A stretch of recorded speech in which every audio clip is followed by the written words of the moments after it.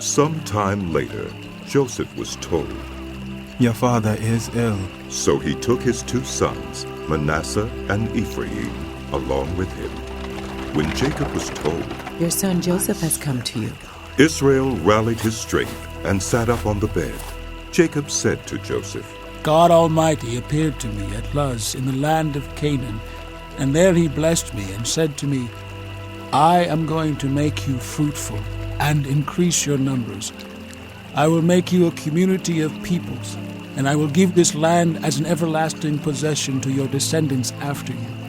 Now then, your 2 sons born to you in Egypt before I came to you here will be reckoned as mine. Ephraim and Manasseh will be mine, just as Reuben and Simeon are mine. Any children born to you after them will be yours. In the territory they inherit, they will be reckoned under the names of their brothers. As I was returning from Padan, to my sorrow, Rachel died in the land of Canaan while we were still on the way, a little distance from Ephraim. So I buried her there, beside the road to Ephraim. That is, Bethlehem. When Israel saw the sons of Joseph, he asked, Who are these? They are the sons God has given me here. Joseph said to his father. Then Israel said, Bring them to me so I may bless them. Now Israel's eyes were failing because of old age, and he could hardly see. So Joseph brought his sons close to him, and his father kissed them and embraced them. Israel said to Joseph, I never expected to see your face again, and now God has allowed me to see your children too. Then Joseph removed them from Israel's knees and bowed down with his face to the ground. And Joseph took both of them, Ephraim on his right toward Israel's left hand, and Manasseh on his left toward Israel's right hand, and brought them close to him. But Israel reached out his right hand and put it on Ephraim's head, though he was the younger. And crossing his arms, he put his left hand on Manasseh's head, even though Manasseh was the firstborn. Then he blessed Joseph and said, May the God before whom my fathers Abraham and Isaac walked faithfully, the God who has been my shepherd all my life to this day, the angel who has delivered me from all harm, may he bless these boys. May they be called by my name and the names of my fathers Abraham and Isaac, and may they increase greatly on the earth. When Joseph saw his father placing his right hand on Ephraim's head, he was displeased. So he took hold of his father's hand to move it from Ephraim's head to Manasseh's head. Joseph said to him, No, my father, this one is the firstborn. Put your right hand on his head. But his father refused and said, I know, my son, I know. He too will become a people, and he too will become great.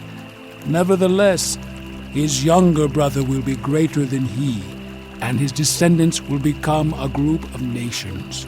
He blessed them that day and said, In your name will Israel pronounce this blessing. May God make you like Ephraim and Manasseh. So he put Ephraim ahead of Manasseh. Then Israel said to Joseph, I am about to die, but God will be with you and take you back to the land of your fathers. And to you I give one more ridge of land unto your brothers, the ridge I took from the Amorites with my sword and my bow. Then Jacob called for his sons and said, Gather round so I can tell you what will happen to you in days to come. Assemble and listen, sons of Jacob. Listen to your father, Israel. Reuben, you are my firstborn, my might, the first sign of my strength, excelling in honor, excelling in power, turbulent as the waters. You will no longer excel, for you went up unto your father's bed, onto my couch, and defiled it. Simeon and Levi are brothers. Their swords are weapons of violence. Let me not enter their council. Let me not join their assembly. for they have killed men in their anger and hamstrung oxen as they pleased. Cursed be their anger, so fierce, and their fury so cruel. I will scatter them in Jacob and disperse them in Israel. Judah, your brothers will praise you. Your hand will be on the neck of your enemies. Your father's sons will bow down to you. You are a lion's cub, Judah. You return from the prey, my son. Like a lion he crouches and lies down, like a lioness, who dares to rouse him? The scepter will not depart from Judah, nor the ruler's staff from between his feet, until he to whom it belongs shall come, and the obedience of the nations be his. He will tether his donkey to a vine, his coat to the choicest branch. He will wash his garments in wine, his robes in the blood of grapes. His eyes will be darker than wine, his teeth whiter than milk. Zebulun will live by the seashore and become a haven for ships. His border will extend towards Sidon. Issachar is a raw-boned donkey lying down among the sheep pens. When he sees how good is his resting place and how pleasant is his land, he will bend his shoulder to the burden and submit to forced labor. Dan will provide justice for his people as one of the tribes of Israel. Dan will be a snake by the roadside, a viper along the path that bites the horse's heels so that its rider tumbles backward. I look for your deliverance, Lord. Gad will be attacked by a band of raiders, but he will attack them at their heels. Asher's food will be rich. He will provide delicacies fit for a king. Naphtali is a doe set free that bears beautiful fawns. Joseph is a fruitful vine near a spring, whose branches climb over a wall. With bitterness archers attacked him. They shot at him with hostility, but his bow remained steady, his strong arms stayed limber, because of the hand of the mighty one of Jacob, because of the shepherd, the rock of Israel, because of your father's God, who helps you, because of the Almighty, who blesses you with blessings of the heavens above, blessings of the deep that lies below, blessings of the breast and womb. Your father's blessings are greater than the blessings of the ancient mountains, than the bounty of the age-old hills. Let all these rest on the head of Joseph, on the brow of the prince among his brothers. Benjamin is a ravenous wolf. In the morning he devours the prey. In the evening he divides the plunder. All these are the 12 tribes of Israel, and this is what their father said to them when he blessed them, giving each the blessing appropriate to him. Then he gave them these instructions. I am about to be gathered to my people. Bury me with my fathers in the cave in the field of Ephraim the Hittite, the cave in the field of Machpelah near Mamre in Canaan, which Abraham bought along with the field as a burial place from Ephraim the Hittite. There Abraham and his wife Sarah were buried. There Isaac and his wife Rebekah were buried. And there I buried Leah. The field and the cave in it were bought from the Hittites. When Jacob had finished giving instructions to his sons, he drew his feet up into the bed, breathed his last, and was gathered to his people.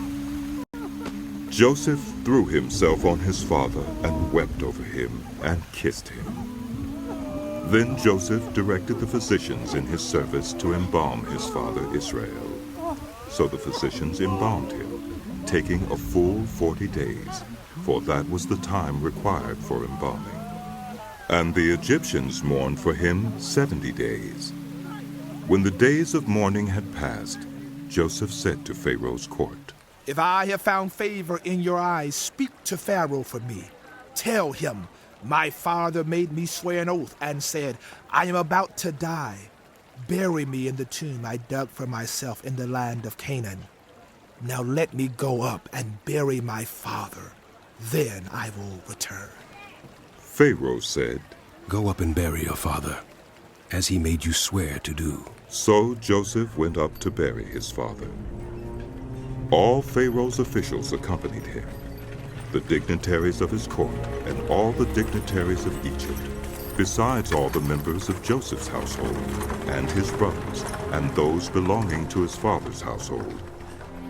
Only their children and their flocks and herds were left in Goshen. Chariots and horsemen also went up with him. It was a very large company. When they reached the threshing floor of Atad, near the Jordan, they lamented loudly and bitterly. And there Joseph observed a 7-day period of mourning for his father. When the Canaanites who lived there saw the mourning at the threshing floor of Atad, they said, The Egyptians are holding a solemn ceremony of mourning. That is why that place near the Jordan is called Abel Mizraim. So Jacob's sons did as he had commanded them. They carried him to the land of Canaan and buried him in the cave in the field of Machpelah near Mamre, which Abraham had bought along with the field as a burial place from Ephraim the Hittite. After burying his father, Joseph returned to Egypt, together with his brothers and all the others who had gone with him to bury his father. When Joseph's brothers saw that their father was dead, they said, What if Joseph holds a grudge against us and pays us back for all the wrongs we did to him? So they sent word to Joseph, saying, Your father left these instructions before he died. This is what you are to say to Joseph.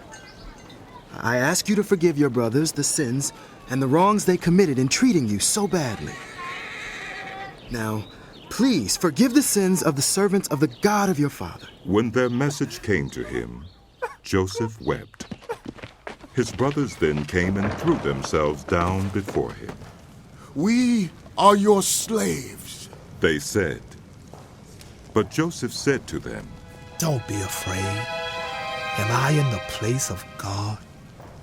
You intended to harm me, but God intended it for good, to accomplish what is now being done, the saving of many lives.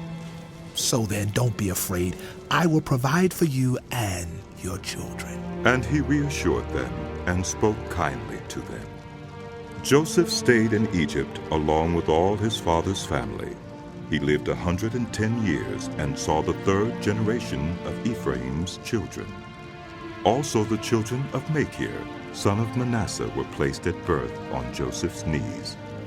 Then Joseph said to his brother Israelites, I am about to die, but God will surely come to your aid and take you up out of this land, to the land he promised on oath to Abraham, Isaac, and Jacob. And Joseph made the Israelites swear an oath and said, God will surely come to your aid, and then you must carry my bones up from this place. So Joseph died at the age of 110, and after they embalmed him, he was placed in a coffin in Egypt.